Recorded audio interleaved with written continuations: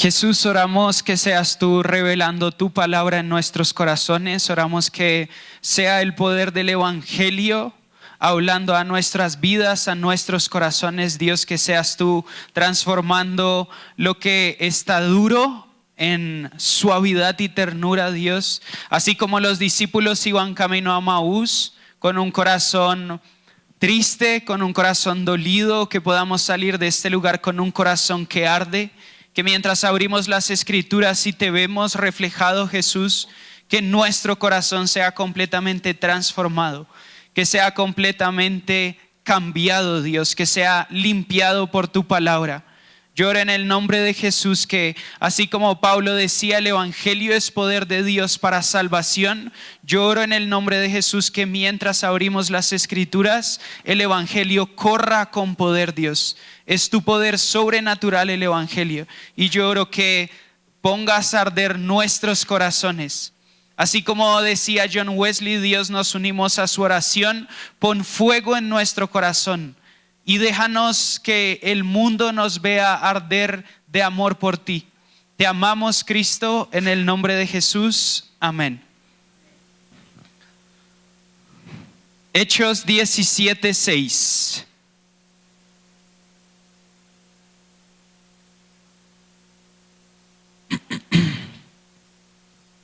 Me gusta mucho este versículo.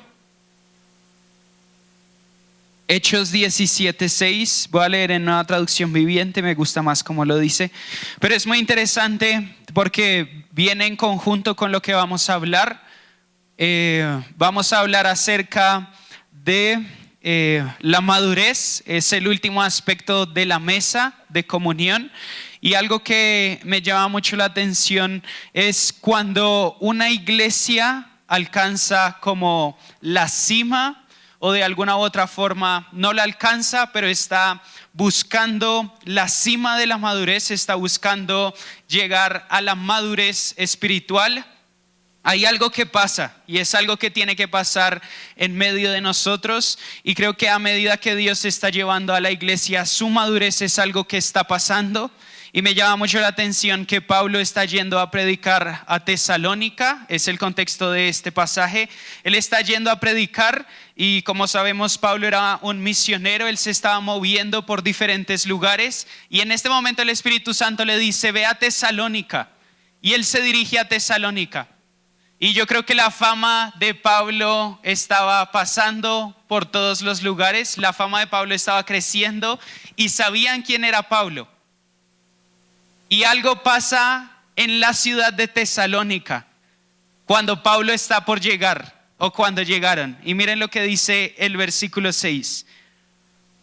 Dice: como no los encontraron allí, en su lugar sacaron arrastrando a Jasón y algunos de los otros creyentes y los llevaron al consejo de la ciudad. Pablo y Silas han causado problemas por todo el mundo, gritaban, y ahora están aquí perturbando también nuestra ciudad. Mire lo que está diciendo Hechos 17:6. Están persiguiendo a los creyentes, los están llevando al consejo de la ciudad, y lo que está diciendo el consejo de la ciudad es: Pablo y Silas están perturbando la ciudad. Otras versiones dicen: ahí vienen los que han trastornado el mundo. Cuando la iglesia alcanza su madurez, empieza a causar de alguna u otra forma problemas al sistema del mundo. Cuando Pablo y Silas habían alcanzado su madurez, lo único que podía decir el concilio de la ciudad es: ahí vienen los que están trastornando el mundo. Están perturbando el mundo a causa de su madurez, a causa de que el evangelio es tan tangible en medio de una comunidad. Lo único que puede decir una ciudad es: están trastornando nuestra ciudad. Eso fue lo que pasó en la reforma de Juan Calvino. Juan Calvino fue un reformador más o menos en 1600.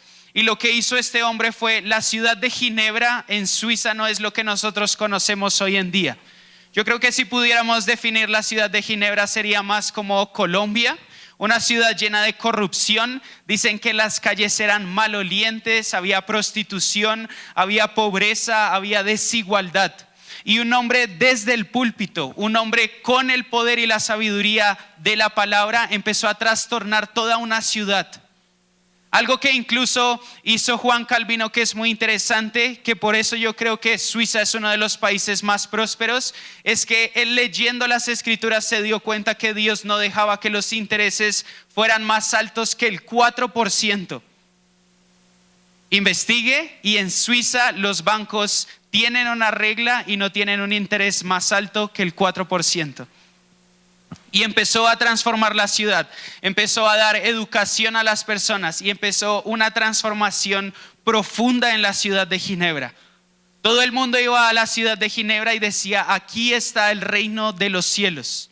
Un hombre que alcanzó la madurez, una iglesia en Ginebra que alcanzó la madurez, podía decir: hemos trastornado el mundo. Y cuando decimos trastornado o perturbado, no es en una forma negativa, sino en una forma positiva.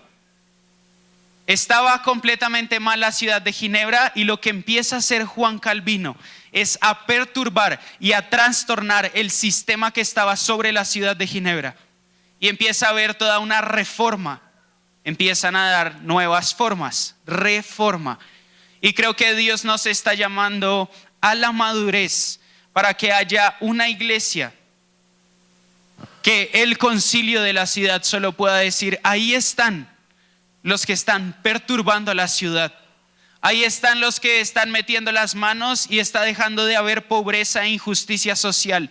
Ahí están los que están trastornando la ciudad, y aunque a nadie le importan los pobres, hay un pueblo que está metido con las personas necesitadas. Estaban llegando a la cima de la madurez, Pablo y Silas, permaneciendo en la mesa de comunión.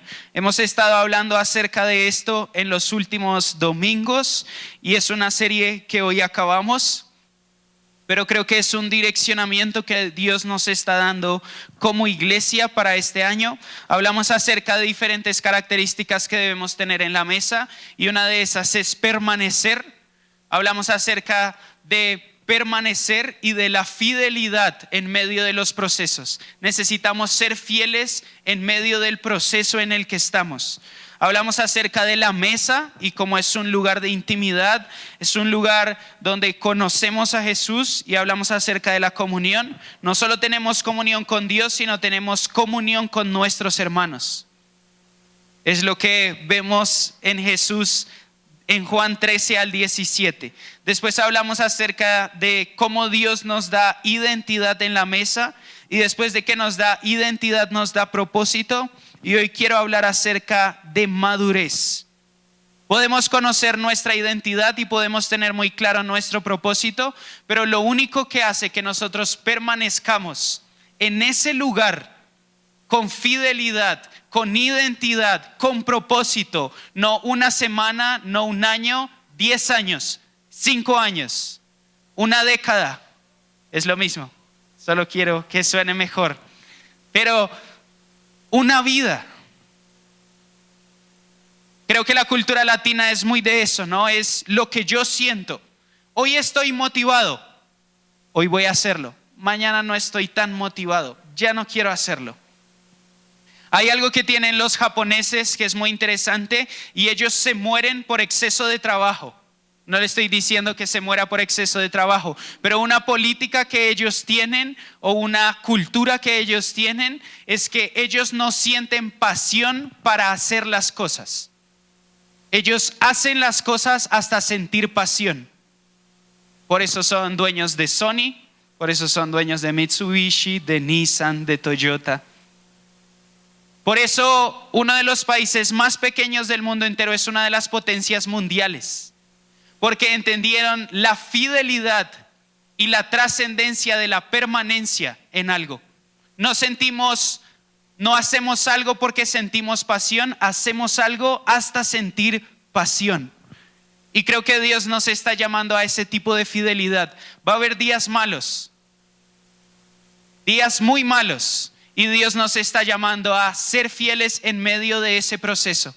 No nos está llamando a otra cosa. No nos está llamando a ser superpoderosos, no nos está llamando a ser inquebrantables, sino nos está llamando a ser fieles en medio de cada temporada.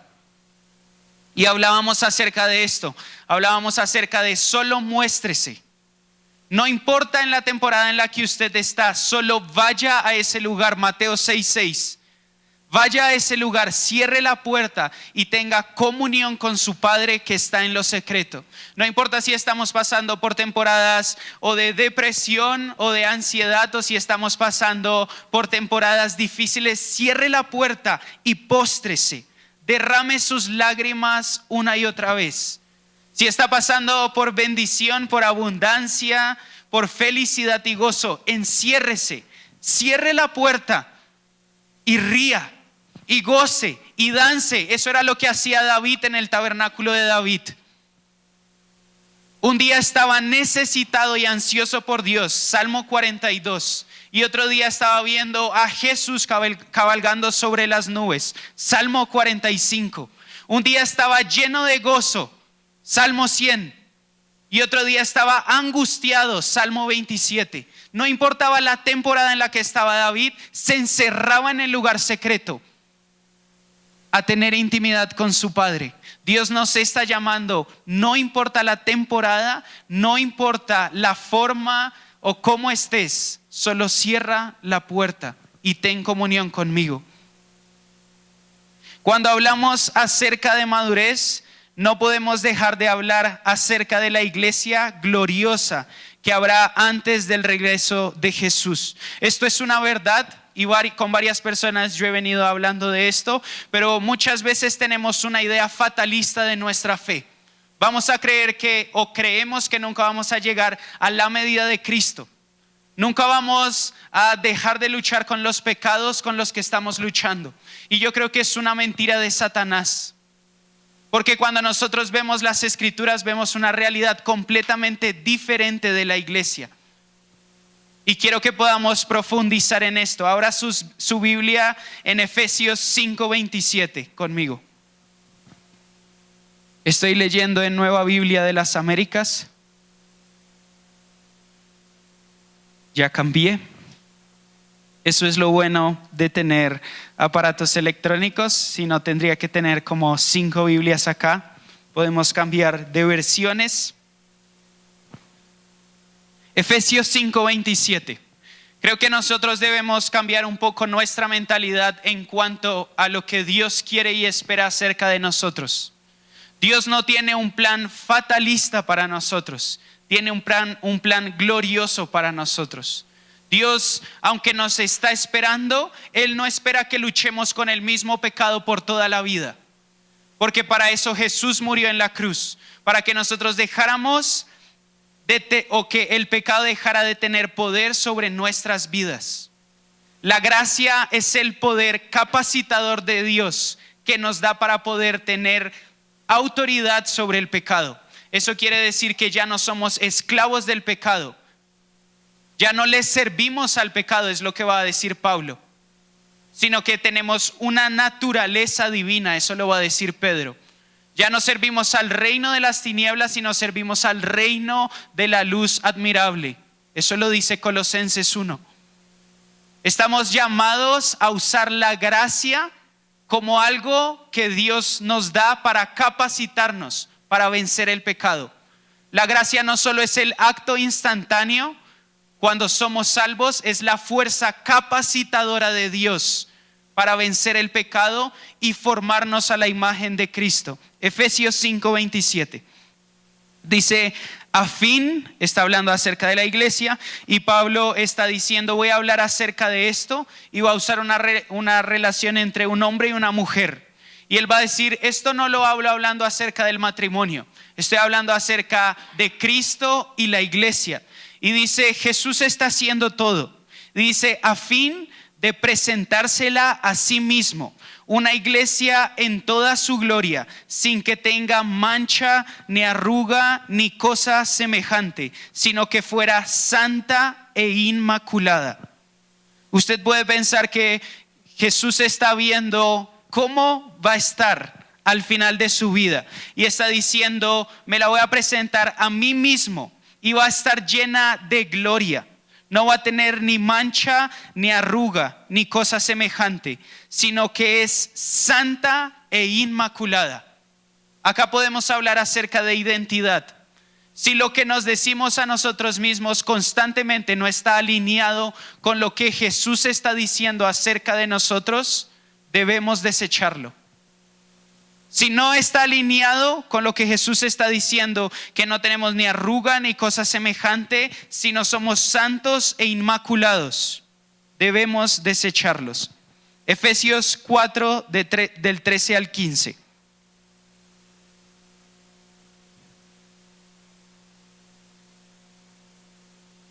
Vaya una página o 2 páginas atrás en su Biblia. Mire lo que está diciendo Pablo. Está hablando acerca de cómo podemos alcanzar la medida de Cristo. Y dice, hasta que todos lleguemos a la unidad de la fe, va a haber una iglesia que va a tener la misma unidad en la fe. Y dice, y del pleno conocimiento del Hijo de Dios, a la condición de un hombre maduro y a la medida de la estatura de la plenitud de Cristo. Mire lo que está diciendo Pablo, volvámoslo a leer. Dice, hasta que todos lleguemos a la unidad de la fe y del pleno conocimiento del Hijo de Dios, a la condición de un hombre maduro, a la medida de la estatura de la plenitud de Cristo. Pablo está mencionando diferentes cosas. Está diciendo, va a haber una iglesia que va a tener unidad en la fe. ¿Qué es con lo que más lucha la iglesia? Con la unidad. Y Pablo está diciendo, veo a una iglesia que se está poniendo de acuerdo en su fe. Después dice, y van a llegar al pleno conocimiento de Jesús. Y creo que aquí es otra cosa que no vemos en medio de nuestras iglesias. Muchos de nosotros nos falta crecer en el conocimiento de Jesús. Aunque lo conocemos y tenemos vislumbres, no lo conocemos a plenitud. Y Pablo está diciendo, estoy viendo una iglesia que conoce plenamente, de manera perfecta. Ese pleno es perfecto en griego. De manera perfecta a Jesús. A la condición de un hombre maduro. Cuando vemos la iglesia, vemos a un hombre maduro. Después va a seguir y dice, a la medida de la estatura, de la plenitud de Cristo. Pablo está viendo una iglesia que está a la medida, a la estatura de Cristo. No sé qué estaba viendo Pablo o qué tipo de iglesia estaba viendo Pablo, pero está diciendo, yo veo una iglesia que está a la estatura de Cristo. Eso fue lo que pasó en Antioquía. No tenían otra forma de describirnos a nosotros, sino decir, son cristianos, son pequeños Cristos. Estaban llegando a la estatura, a la medida de Jesús. Mire lo que dice, lo que sigue diciendo Pablo. Entonces ya no seremos niños. Y acá hay algo muy interesante. Pablo está comparando a la iglesia con niños. Y está diciendo, hay un proceso de crecimiento y de madurez de la iglesia. Y está diciendo, ya no seremos niños, sino seremos un hombre maduro. Ya vamos a ver algunas características que tienen los niños y características que tienen los hombres maduros, hablando acerca de la iglesia. Mire lo que dice, sacudidos por olas y llevados de aquí para allá, por todo viento de doctrina, por la astucia de los hombres, por las artimañas engañosas del error.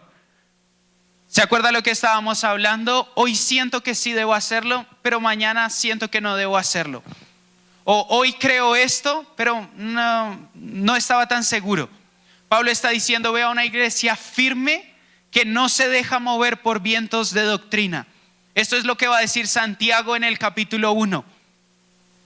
Y va a decir, es que el que no tenga sabiduría, pídala porque la necesita.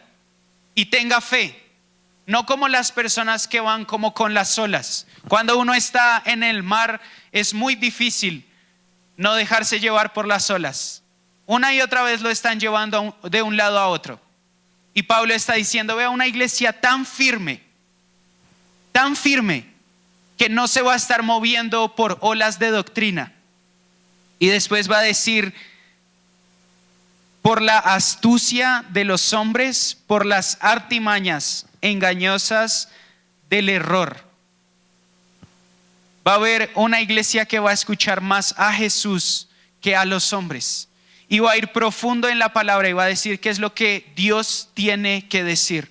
Hay una estadística que a mí me asombra mucho, pero básicamente las doctrinas que hoy se conocen en la iglesia, escuche esto, 75% son doctrinas de los hombres, no son doctrinas bíblicas.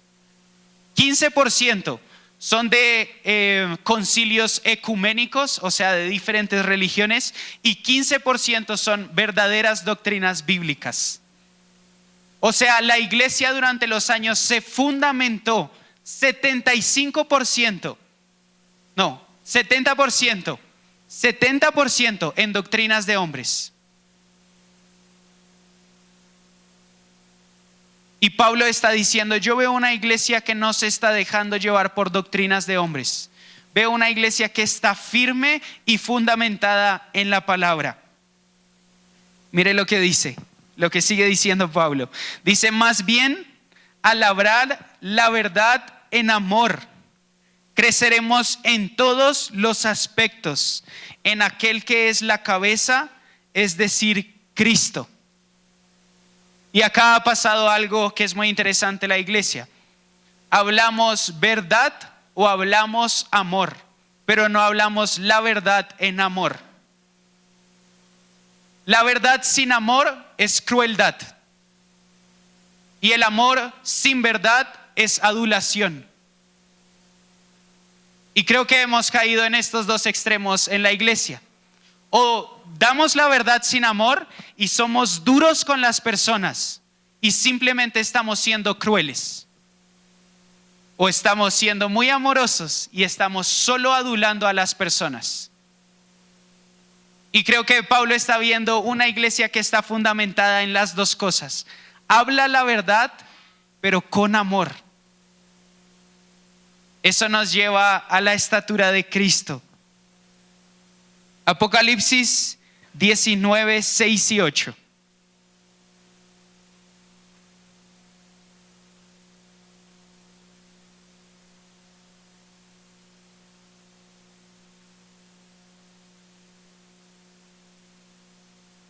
Apocalipsis 19, 6 y 8. Apocalipsis 19 habla acerca del regreso de Jesús y mire lo que empieza a cantar. Hay un coro celestial que empieza a cantar esta canción y empieza a decir, oí la voz de una gran multitud, como el estruendo de muchas aguas y como el sonido de fuertes truenos que decía, aleluya, porque el Señor nuestro Dios Todopoderoso reina. Regocijémonos, alegrémonos y démosle a Él la gloria, porque las bodas del Cordero han llegado y su esposa se ha preparado y a ella le fue concedido vestirse de lino fino, resplandeciente y limpio, porque las acciones justas de los santos son el lino fino.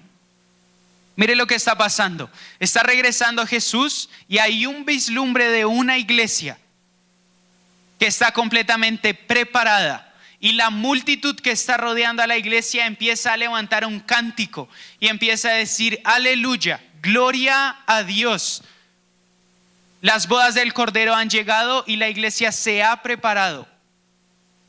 Una vez más, ahora Juan lo está viendo y está diciendo, hay una iglesia gloriosa, hay una iglesia preparada y hay una iglesia madura. Esto es lo que pasa en las bodas normalmente. Una mujer se prepara y madura para darse en casamiento con un hombre. No podemos casar a una niña con un hombre. Eso sería pedofilia. Ahora la iglesia no puede casarse con Jesús si no llega a la madurez. Porque Jesús está esperando una esposa madura y no está esperando una niña.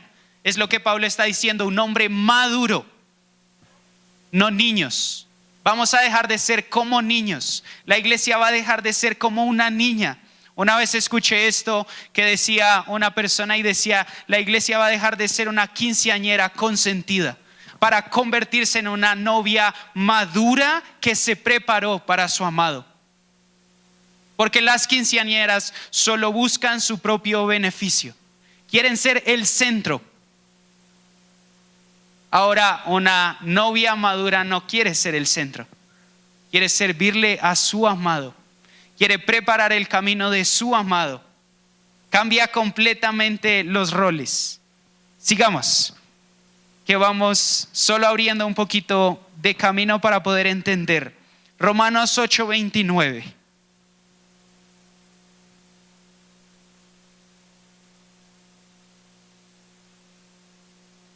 Romanos 8:29. Mire lo que una vez más Pablo dice acerca de la iglesia. Mire lo que dice Pablo en Romanos 8:29. Dice, porque a los que de antemano conoció, también los predestinó a ser hechos conforme a la imagen de su Hijo, para que Él sea el primogénito entre muchos hermanos. Esto ya lo hemos leído en varias enseñanzas, pero está diciendo los que de antemano conoció, a ellos también predestinó. Una vez hablábamos acerca de esto y decíamos, les dio un predestino. O sea, antes de ser creados ya tenían un destino claro: ser a la imagen de Cristo. Y está diciendo para que Él pueda ser el primogénito entre muchos hermanos. O sea, el plan de Dios básicamente es este: tomarnos a nosotros, conformarnos a la imagen de Cristo, para que haya una familia donde el Padre, el Hijo y todos los hijos se parezcan al Hijo. Unamos un poco las piezas. Dios está levantando una iglesia gloriosa, sin mancha y sin arruga. Está levantando un hombre maduro a la estatura de Jesús. Y Pablo nos está diciendo, ese es el plan de Dios. Una familia donde Cristo es el hermano mayor y donde todos los demás hermanos son igual a Él. Ahora Dios está usando 70, 80, 100 años para que nosotros seamos conformados a la imagen de Cristo. Hay un versículo que creo que se ha malentendido en Tesalonicenses, donde dice Dios es paciente. Y creemos que Dios es paciente para con los demás, para que ninguno se pierda. La cosa es que el lenguaje que usa Pablo está hablando acerca de sí mismo. Y dice, Dios es paciente para con nosotros, para que ninguno se pierda. O sea, Dios realmente está siendo paciente con nosotros para que podamos llegar y ser conformados a la imagen de Cristo. Le voy a mostrar por qué. La madurez realmente. Y si estamos sentados en la mesa de la madurez, es desarrollar el carácter y la vida de Jesús. Una vez hablábamos también acerca de esto y decíamos, no hay una meta más grande, no hay un llamado más grande que nuestras vidas sean conformadas a la vida de Jesús, que nuestro carácter sea transformado al carácter de Jesús. No hay un logro mayor para la vida de un cristiano que parecerse a Cristo. En la Biblia hay un llamado a ser como Cristo y es claro. Y hay más de 20 pasajes solo en el Nuevo Testamento. Solo en el Nuevo Testamento los estoy buscando y he encontrado 20 donde solo hablan acerca de imitar a Cristo, de parecernos a Cristo, sin contar el Antiguo Testamento. Y ahora quiero hablar acerca de la madurez y la inmadurez.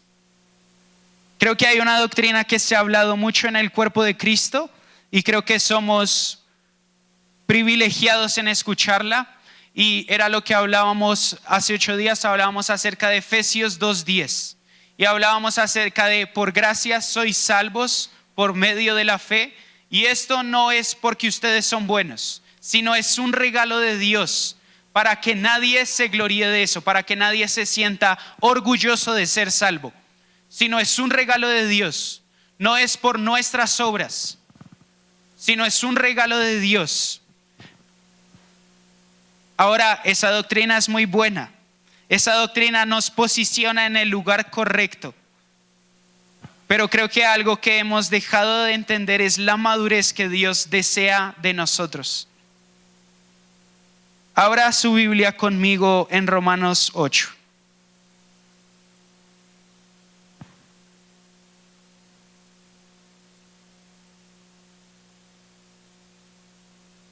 Romanos 8.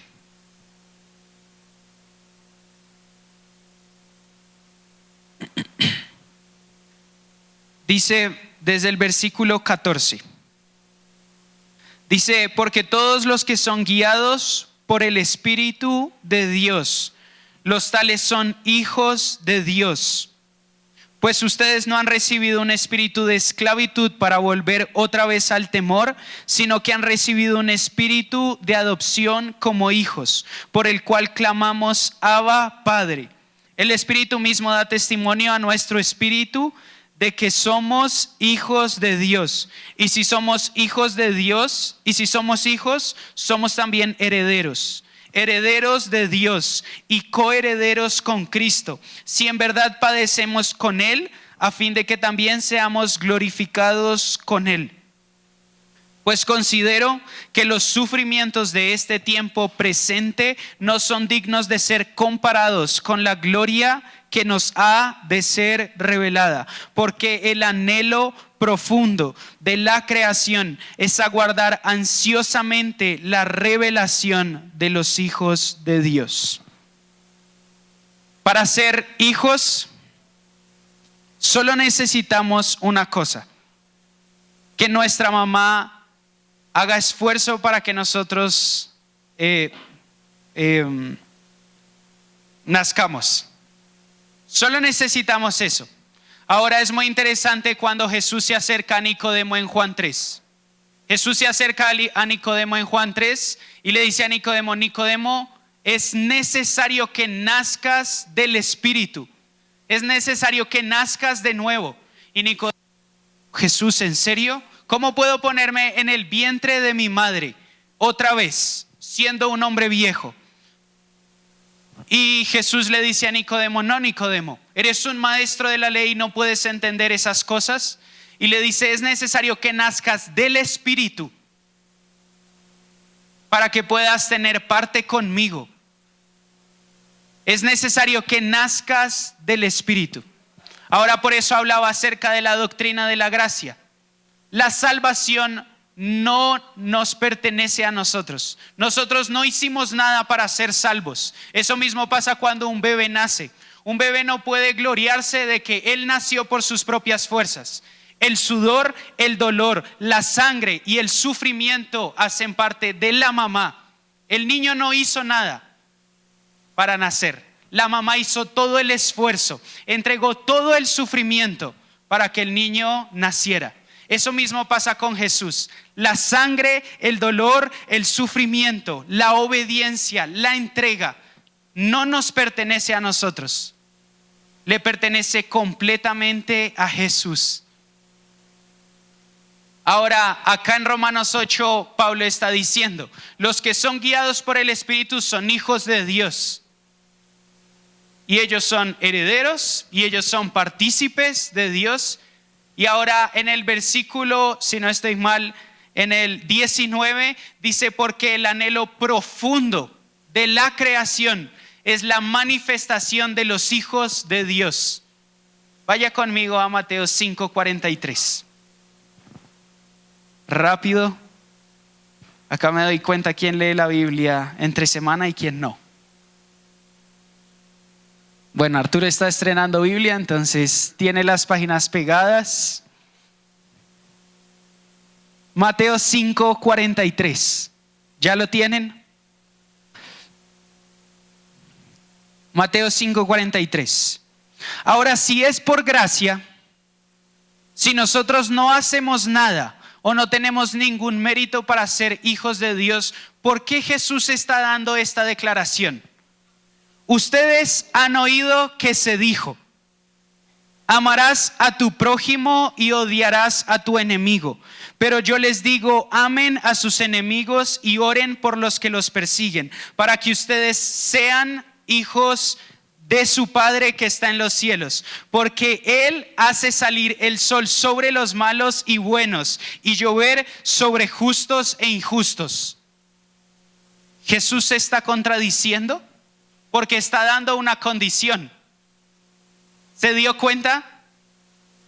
Estábamos hablando acerca de la doctrina de la gracia, ¿cierto? Nosotros no merecemos nada para ser salvos. Nosotros no hacemos ningún esfuerzo para ser salvos. Ahora Jesús nos está diciendo, si usted tiene que perdonar y amar a su enemigo para que sean hijos de Dios. ¿Jesús se está contradiciendo? ¿La Biblia se está contradiciendo? Piense conmigo. Primero nos está diciendo que es por gracia que somos salvos. Esto no es de nosotros, es un regalo de Dios. Ahora en Mateo 5:43 Jesús está diciendo, perdonen y amen a su enemigo para ser llamados hijos de Dios. ¿Qué está queriendo decir Jesús?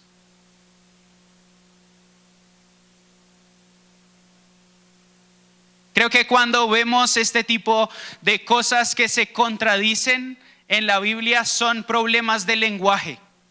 Lastimosamente a nosotros nos ha llegado una versión que está traducida y mucha de la riqueza que está en el lenguaje que se usa en griego o en hebreo no lo alcanzamos a entender nosotros. Vamos a Romanos 8. Tenga su Biblia abierta en Romanos 8:14. Porque todos los que son guiados por el Espíritu de Dios, los tales son hijos de Dios. Pues ustedes no han recibido un espíritu de esclavitud para volver otra vez al temor, sino que han recibido un espíritu de adopción como hijos, por el cual clamamos, Abba, Padre. Y el Espíritu mismo da testimonio a nuestro espíritu de que somos hijos de Dios. Y si somos hijos, somos también herederos, herederos de Dios y coherederos con Cristo. Y si en verdad padecemos con Él, a fin de que también seamos glorificados con Él. Pablo está dando diferentes características de los hijos. Son guiados por el Espíritu, son coherederos, son herederos, han recibido un espíritu de adopción, o sea, tienen el Espíritu Santo, y hay un clamor en los hijos, que podría ser un balbuceo como el de un niño, que dice, Abba, Padre, papito. Cuando un niño está empezando a crecer, o cuando está empezando a hablar, empieza a balbucear. ¿Qué empieza a balbucear? Mamá y papá. Eso mismo es lo que está diciendo Pablo. Los niños, cuando son bebés, balbucean el nombre de su papá. Y es muy interesante que los judíos es eso, Abba. Escuché a una persona que decía que cuando estaba en Israel, y creo que lo voy a ver, pero pasaban los niños diciendo Abba, Abba. Y entonces él se pudo dar cuenta de que era el balbuceo de los niños. Ahora, son niños. Y quiero hablar acerca de esto. La diferencia que vemos en Mateo 5:43 y Romanos 8 es algo de lenguaje. Es por gracia, pero hay dos tipos de hijo. El hijo número 1 es una palabra en griego que está ahí, que es teknon. En Romanos 8:29, del 14 al 17, está usando una palabra.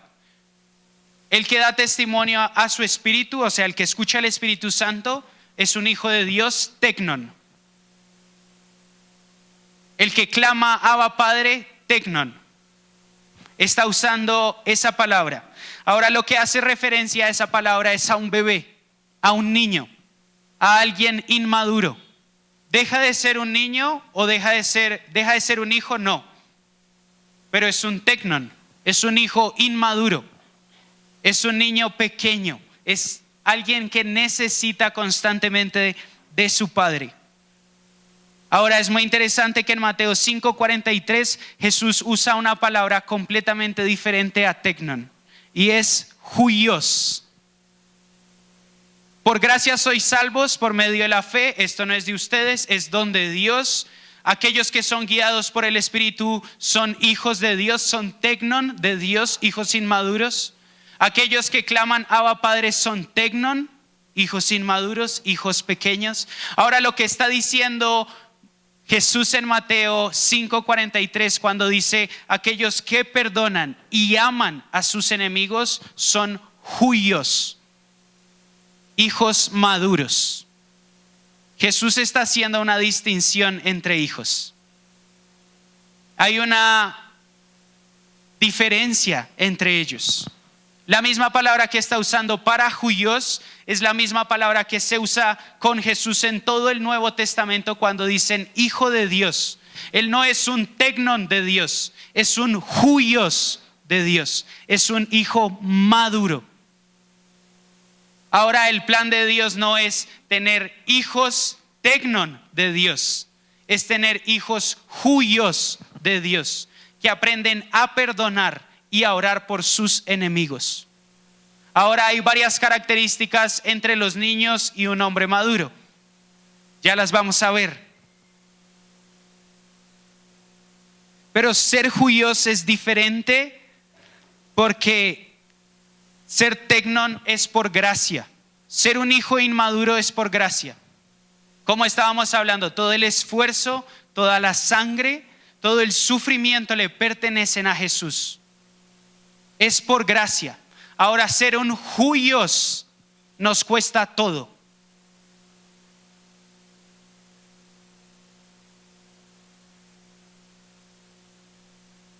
Un teknon no tiene la capacidad de perdonar a sus enemigos y orar por ellos. Un huios, siendo crucificado, empieza a interceder por sus enemigos. Hay una diferencia abismal entre un hijo inmaduro y un hijo maduro. Ahora, siguiendo el hilo que estamos llevando, la doctrina de la gracia la recibimos. Y era lo que estaba hablando, la gracia nos capacita para ser como Jesús. Algo que hemos mal entendido es que la gracia no es ausencia de esfuerzo. Por eso Pablo va a decir, esfuércense en la gracia, cuiden su salvación. Y una y otra vez vemos en las escrituras que Pablo dice, esfuércense, corran y prepárense como un atleta se prepara. La gracia no es ausencia de esfuerzo, es ausencia de mérito.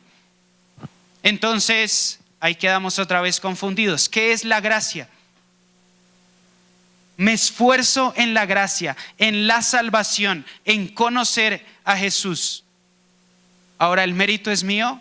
No. La transformación solo viene por medio del Espíritu Santo. Pero el esfuerzo tiene que ser de mi parte. La gracia no es ausencia de esfuerzo, es ausencia de mérito. Por eso Pablo va a decir, esfuércense en la gracia. Para ser un hijo maduro, para ser un huios, necesitamos una y otra vez esforzarnos en la gracia. Así como un niño pequeño necesita esfuerzo, entrenamiento y dolor para crecer, asimismo nosotros debemos entregarlo todo para crecer en madurez. Me acuerdo mucho que cuando tenía más o menos 15 años, cuando crecí, creo que fue la última vez que crecí porque no crecí más, pero básicamente lo que pasaba es que me daba un dolor en las piernas muy fuerte, muy fuerte, muy fuerte. Mi papá tenía que sobarme y aplicarme cosas en las piernas porque era insoportable el dolor. Era necesario para el crecimiento. Un niño una y otra vez se tiene que caer, se tiene que volver a parar, sus piernas empiezan a ser más fuertes, tiene que darse diferentes golpes, tiene que cambiar su dieta. No podemos, algo que escuchábamos ayer era, no podemos darle papilla a los niños de por vida.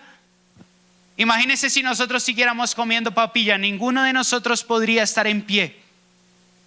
Ahora nosotros debemos empezar a entender eso. La madurez nos cuesta todo. Nos cuesta caídas, nos cuesta procesos, nos cuesta dolor. El crecimiento es incómodo, pero Jesús está completamente comprometido en transformar a un pueblo de tecnon, de hijos inmaduros, a juyos, hijos maduros. Ahora, mire esto. Volvamos a Romanos 8.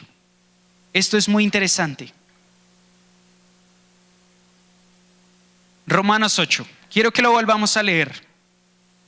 Dice Romanos 8:14, porque todos los que son guiados por el Espíritu, los tales son hijos de Dios, tecnon. Pues ustedes no han recibido un espíritu de esclavitud para volver otra vez al temor, sino que han recibido un espíritu de adopción como hijos, tecnon. Por lo cual clamamos, Abba, Padre. El Espíritu mismo da testimonio a nuestro espíritu de que somos hijos de Dios, tecnon. Y si somos hijos, tecnon, somos también herederos, herederos de Dios y coherederos con Cristo. Y si en verdad padecemos con Él, a fin de que seamos glorificados con Él. Pues considero que los sufrimientos de este tiempo presente no son dignos de ser comparados con la gloria que nos ha de ser revelada. Porque el anhelo profundo de la creación es aguardar ansiosamente la revelación, juyos de hijos de Dios. Mire lo que está diciendo Pablo. Nos está mandando primero 3 versículos donde solo está hablando acerca de tecnon. Y en medio de eso hay algo muy interesante. Los sufrimientos presentes no son comparados a la gloria. Y después de los sufrimientos va a decir, la tierra anhela la revelación de los juyos de Dios. Dios está usando el sufrimiento, está usando nuestros procesos, está usando todo lo que estamos viviendo para cambiarnos de tecnon a juyos.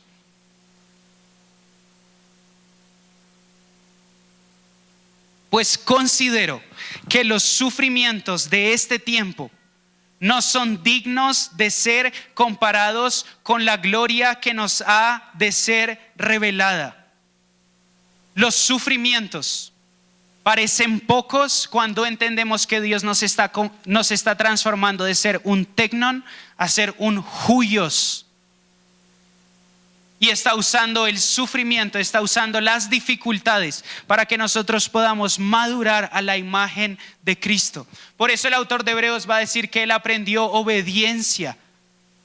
Él estaba siendo probado en su madurez.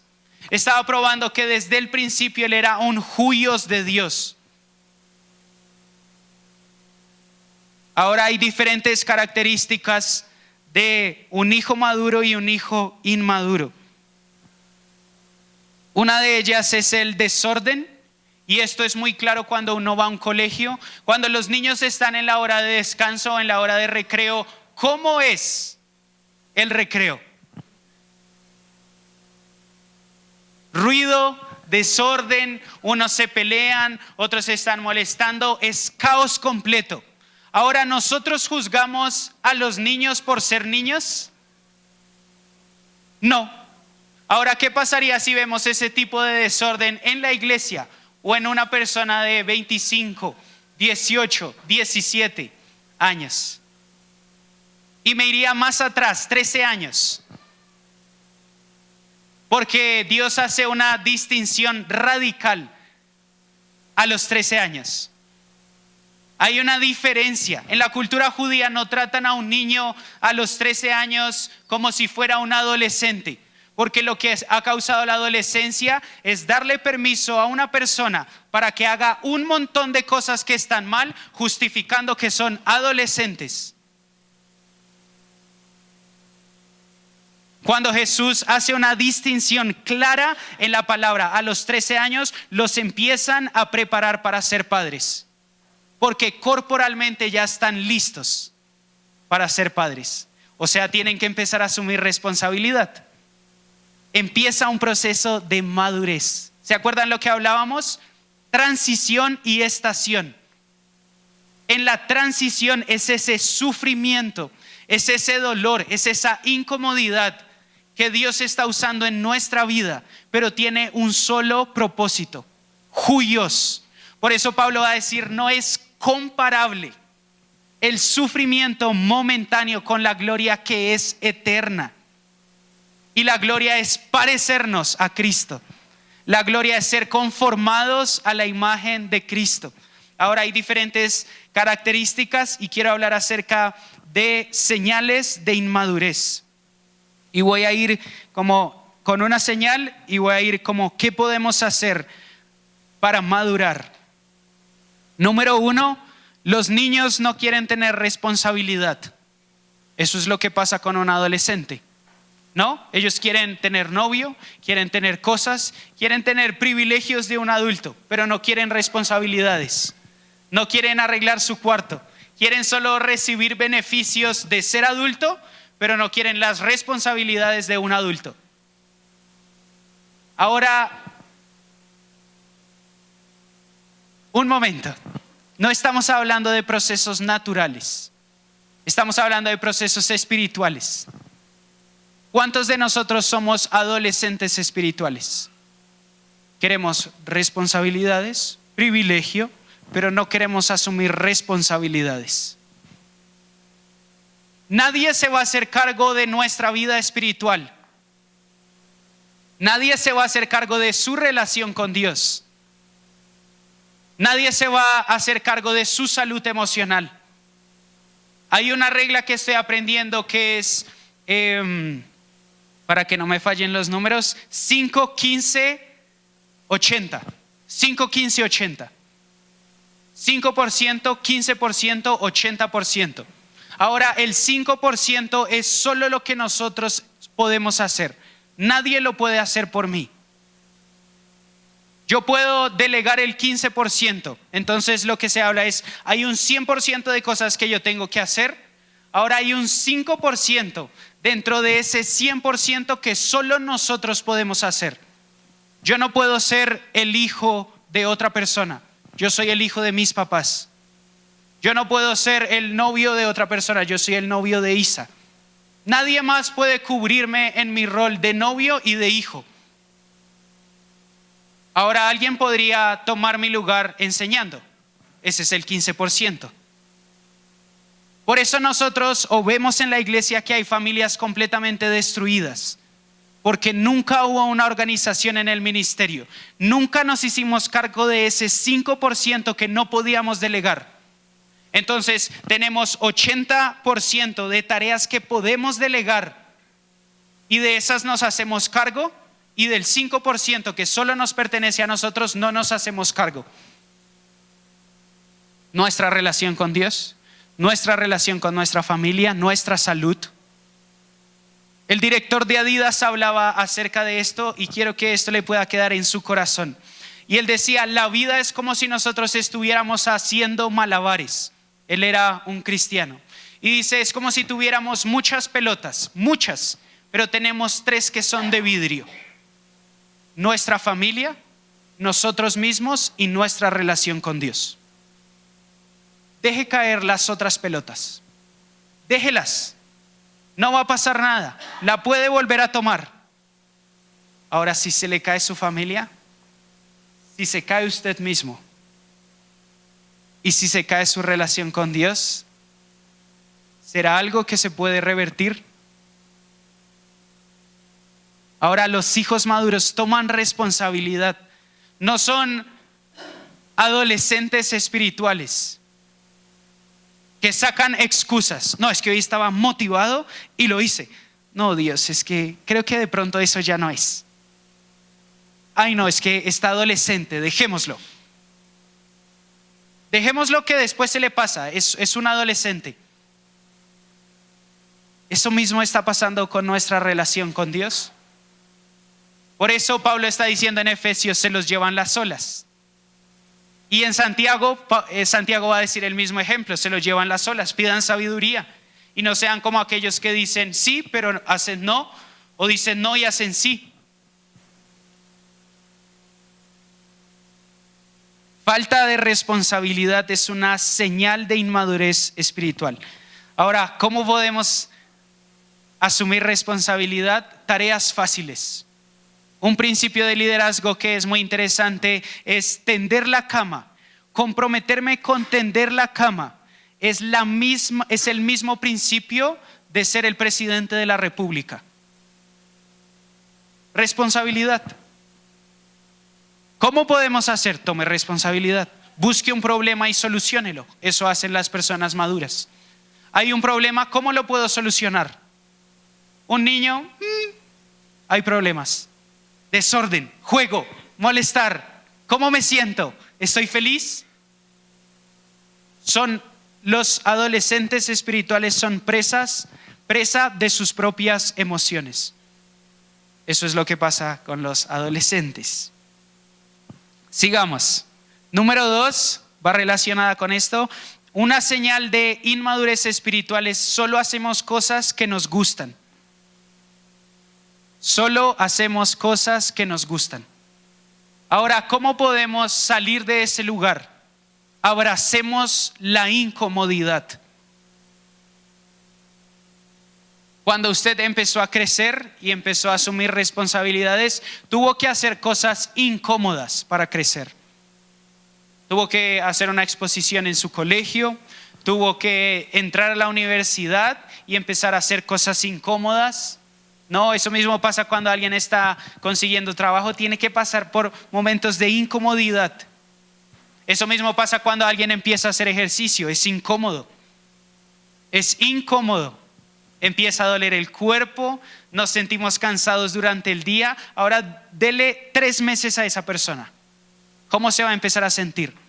Dele 10 años a una persona que se vuelve constante en el ejercicio.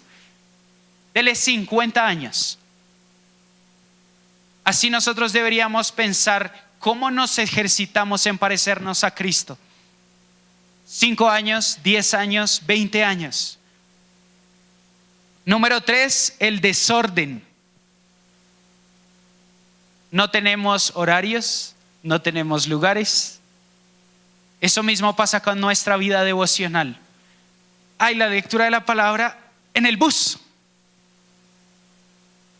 ¿Qué tal un esposo le dijera a una esposa, vamos a tener intimidad en el bus?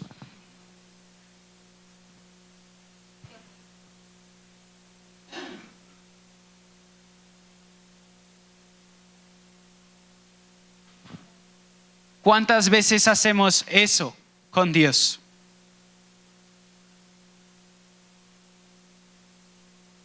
Ahí, 5 minutos. Yo oro rápido y ya está Dios. Son desorganizados, no tienen horarios, no planifican su día en torno a Dios, sino que dejan sus obras a Dios. Lo que me sobre de tiempo es para Dios.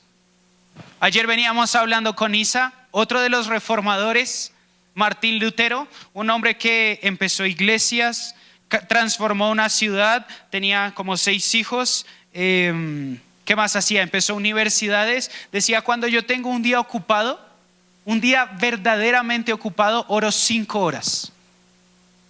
No le estoy poniendo un estándar legalista, entienda mi corazón. Pero él entendía la necesidad de Jesús. Por eso era tan efectivo en todo lo que hacía. Número 4, y este es uno de los más importantes. Un niño no se puede alimentar a sí mismo. Y en este quiero ir un poquito más profundo, estoy acabando, deme 10 minutos más. Un niño o un adolescente espiritual no se sabe alimentar a sí mismo. Dele a un niño la capacidad de alimentarse a sí mismo, solo va a comer paquetes, dulces y gaseosa. Un niño no sabe cocinar. Ahora, ¿cuál es la comida espiritual de un creyente?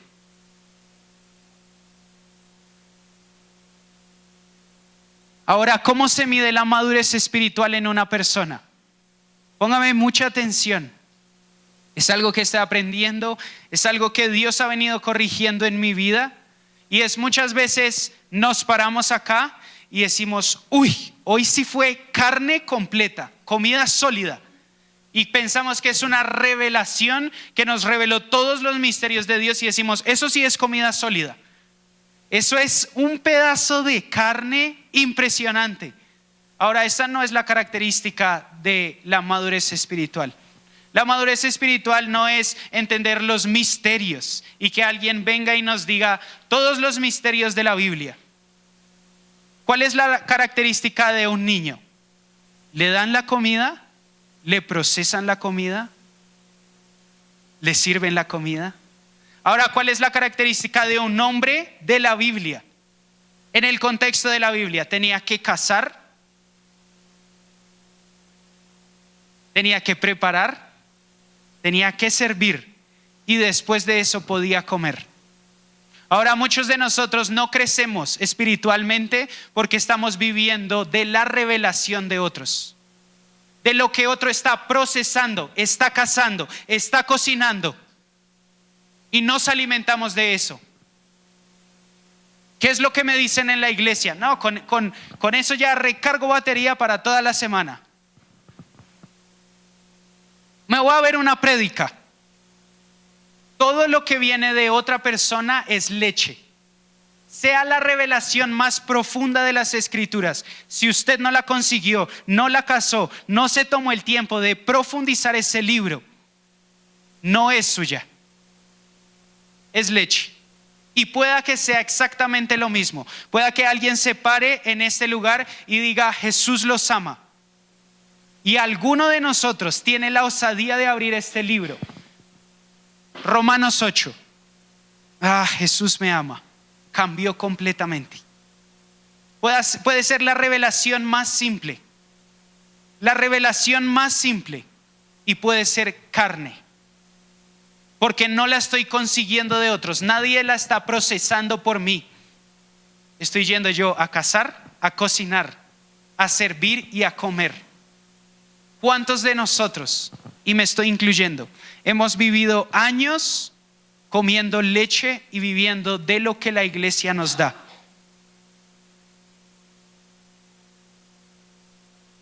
Necesitamos asumir responsabilidad. Necesitamos organizar nuestro tiempo.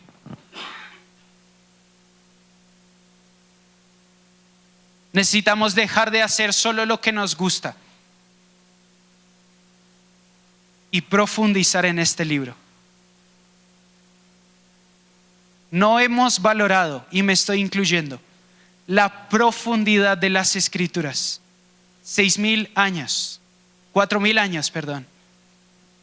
El Dios no creado se tomó el tiempo de organizar un libro, de ponerle versículos, capítulos, de escoger personas para escribir.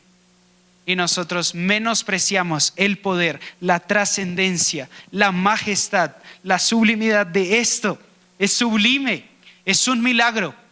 David no tenía esto, Pablo no tenía esto. Estamos en la era donde más información, más recursos de la Biblia tenemos, y somos la generación menos informada, menos profunda, que está viviendo de la revelación de otra persona. Jesús nos está llevando a la madurez. Ahora es incómodo aprender a cazar. Necesita tiempo, necesita esfuerzo, necesita sufrimiento.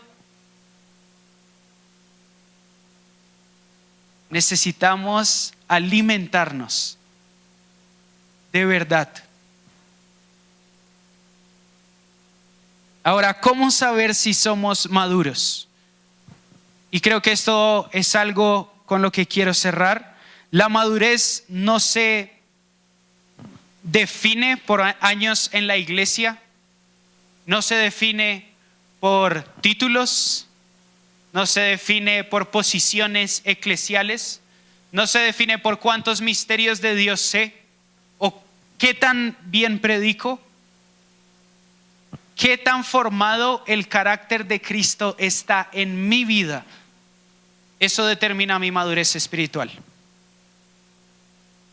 ¿Qué tanto nos parecemos a Cristo? de esa misma forma somos maduros espiritualmente. ¿Qué tanto me parezco a Cristo en mis finanzas? ¿Qué tanto me parezco a Cristo en mis relaciones? ¿Qué tanto me parezco a Cristo en mis emociones?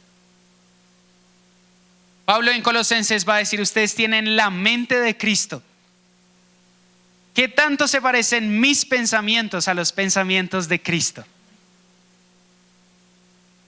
Madurez. ¿Cómo manejo mi tiempo? ¿Qué tanto se parece la forma en la que manejo mi tiempo a la forma en la que Cristo manejaría su tiempo?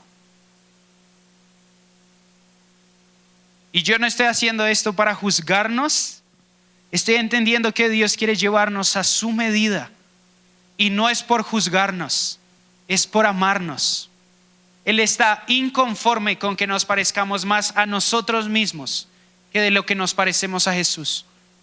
Porque la creación, hay un gemido en toda la creación. Romanos más adelante va a decir, la creación gime y tiene dolores de parto. Incluso va a decir, nuestro espíritu está gimiendo por dentro. Y está anhelando la revelación de los hijos de Dios. Está anhelando el huios de Dios. Los hijos maduros de Dios. Piense un momento conmigo. La creación está anhelando por su madurez. Su propio espíritu. A veces que sentimos como no sabemos qué hacer, no sabemos a dónde ir, siento como algo acá adentro. Su espíritu está gimiendo constantemente. Quiero llegar a la imagen de Cristo. Quiero llegar a la madurez de Cristo. Los animales, la creación, los árboles, los mares están anhelando una sola cosa: nuestra madurez como iglesia. Ahí es cuando decimos, hay un problema, yo tomo responsabilidad. ¿Qué tengo que hacer?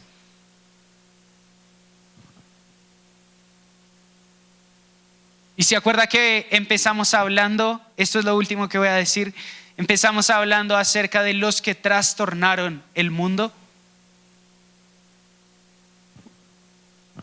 El anhelo de la creación y del mundo es manifestar a los que trastornan al mundo, los huios de Dios.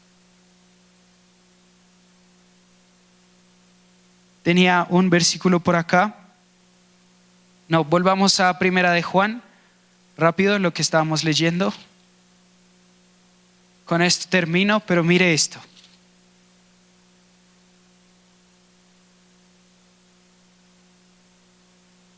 Mire lo que estábamos leyendo antes de empezar. Primera de Juan 1.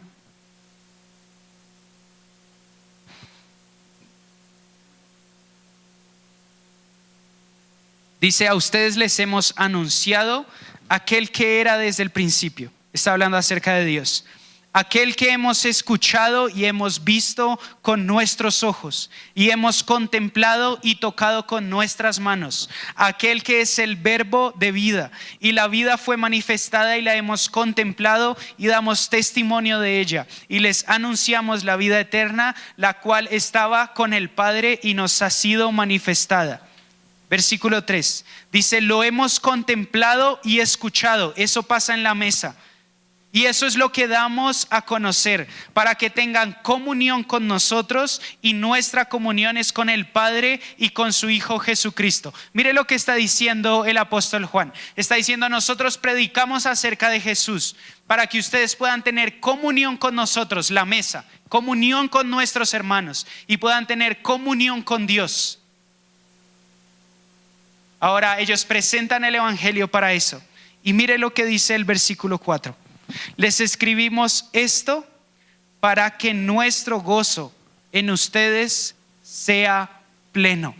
Cuando nosotros nos sentamos en la mesa y dejamos que Dios nos dé identidad, propósito y nos lleve a la madurez, vamos a encontrar la plenitud que tanto estamos anhelando. Que nuestro gozo, que nuestra alegría sea completa en ustedes. El apóstol Juan se está dando cuenta acerca de todo esto y está diciendo, es la comunión con nuestros hermanos, la comunión con Cristo que nos va a hacer plenos, llenos de gozo. Un gozo que a pesar de los sufrimientos no cambia. es la mesa. El apóstol Juan nos está llamando una vez más a la mesa. Tengan comunión con Dios. Tengan comunión con los hermanos. Y después está diciendo, para que su gozo sea pleno, para que nuestro gozo en ustedes sea pleno. Todo el mundo está buscando la plenitud, estar completos, estar llenos, satisfechos. Estábamos viendo en Romanos, nuestro espíritu gime por la plenitud que encontramos en la mesa de comunión con Dios y comunión con nuestros hermanos. Hay una plenitud, hay un gozo, hay una recompensa que no es comparable a que el Padre nos vea juyos. Eso pasa con los papás. Un papá puede amar a su bebé, pero no lo quiere ver como bebé. Un papá se goza cuando su hijo sale de la casa, cuando madura. Y hay un deseo en el corazón del Padre que está diciendo, yo no los quiero tecnon, yo los quiero juyos. Yo quiero la plenitud de Dios en ustedes.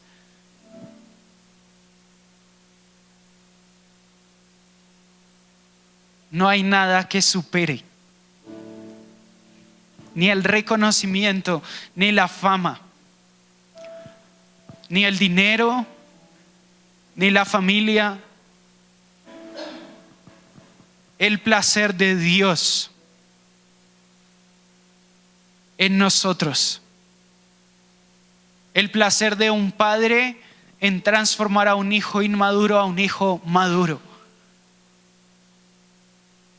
Yo le invito a que cierre sus ojos un momento, que podamos orar. Y una de mis oraciones en medio de esta conversación con Dios ha sido, no importa el sufrimiento, no se compara el sufrimiento momentáneo con la gloria que es eterna.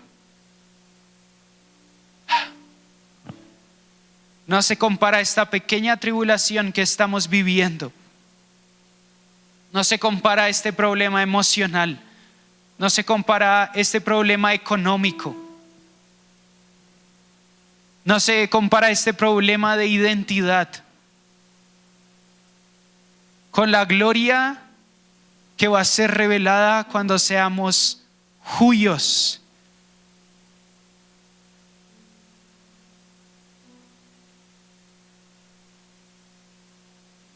Esto fue lo que le pasó a Job.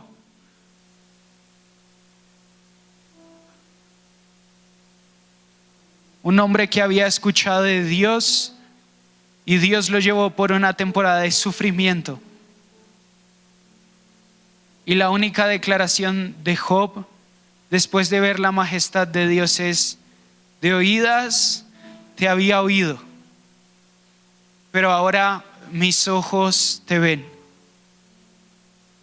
Que el sufrimiento que estamos padeciendo, Dios, que el sufrimiento que estamos viviendo nos lleve a abrir los ojos y nos lleve a encontrar la plenitud que tú tienes en ti mismo.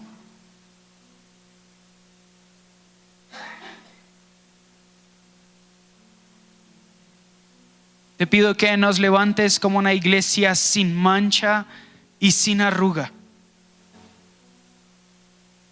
Padre, yo te pido que nos saques de la inmadurez para llevarnos a la medida de Cristo.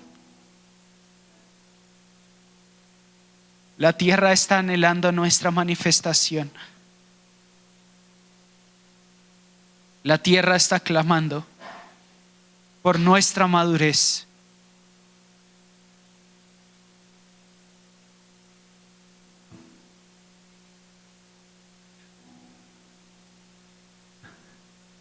Hay algo en la madurez. Hay gente que está esperando nuestra madurez. Niños, familia, extranjeros, gente con dolor, nuestros propios hijos, nuestras propias generaciones.